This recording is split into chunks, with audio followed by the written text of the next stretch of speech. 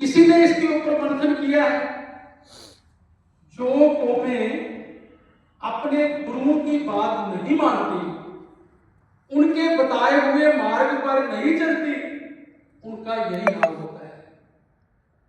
वो कभी कामयाब ही नहीं हो सकते। मूल निवासी साहब ने दिल का इतना रोया कि अंदर से रोने को दिल करता है बंदे का।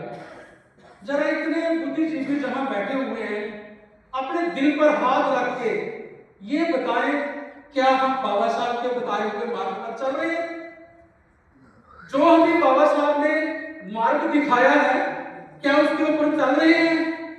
नहीं चल रहे। इसलिए हम बिखरे हुए हैं, अलग अलग जातों में, अलग अलग मजहबों में बिखरे हुए। जिस दिन हम बाबा साहब के बताए मार्ग पर चल जाएंगे, ऐसा नहीं कि बाबा साहब ने जल्दी ही कोई फतेह पा ली थी। उन्होंने भी बड़े संघर्ष किए हैं। उन्होंने अपने आप को हाईलाइट करने के लिए, आगे बढ़ाने के लिए इतने संघर्ष किए हैं कि हम तो आज तो बड़े अच्छे सूट पहन के बैठ रहे हैं, वो तो बेचारा एक साइड में बैठ के पड़ा होता है। मैं 97 से बाबा साहब को फॉलो कर रहा हूं। एक मिशन को चुना मैंने कि जब तक मेरा समाज एजुकेट नहीं होगा, तब तक इनको किसी बात की समझ नहीं आएगी। मैंने 98 में एक स्कूल खोल लिया। पिछड़ा गांव है मेरा टिंडे कलां, 4000 की आबादी है मेरे गांव की, लेकिन दलितों में एक भी 10वीं पास नहीं था।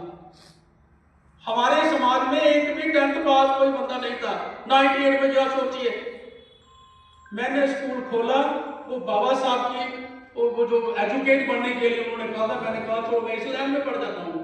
और मैंने आज तक 2500 से ज्यादा बच्चों को अपने स्कूल से 10वीं पास करवा के भेज दिया। वो बच्चे जो मेरे स्कूल से पढ़ के जाते हैं, वो बाबा साहब की एक एक बात को जानते हैं। मेरा टॉपिक ही वही होता है। हर सैटरडे को मैं वहां पर बुला लेता हूँ बाबा को। सोत्रा साहब भी बहुत बार गए हैं मेरे स्कूल में फंक्शन पर। बाबा साहब के ऊपर इन्होंने डिबेट भी करवाई, बच्चों ने काट जवाब दिया, उनसे पूछो। तो साथियों, एक बात से मैं हार गया हूं, आप भी शायद हार गए हो।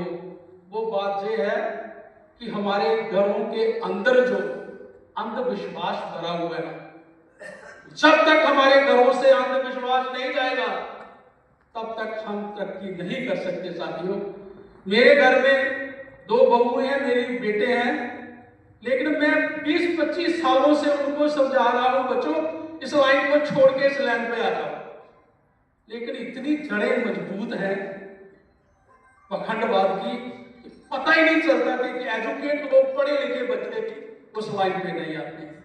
तो मैं आखिर में यही अपील करूंगा, समय बहुत हो गया, कि प्लीज अपने दिल पर हाथ रख के अपने घरों में बाबा साहब के बताए मार्ग पर, अपने गुरु रविदास जी के बताए मार्ग पर चलने की कोशिश करो, कबीर जी के बताए मार्ग पर चलने की कोशिश करो। देखो सरदार साहब बैठे हुए हमारे पास, गुरु नानक देव जी के मिशन को उन्होंने पूरा पकड़ के रखा हुआ है, पूरे देश को हिला देते हैं ये लोग, क्योंकि वो अपने गुरु की बात मानते हैं। इनके घरों में पखंड नहीं है। जब शादी करवानी होती है, टिपड़े नहीं मिलाते, मकान बनाना होता है घर में, तो पंडित नहीं बुलाते।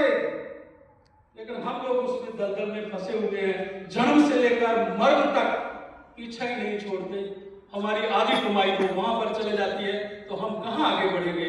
जय भीम, जय भारत।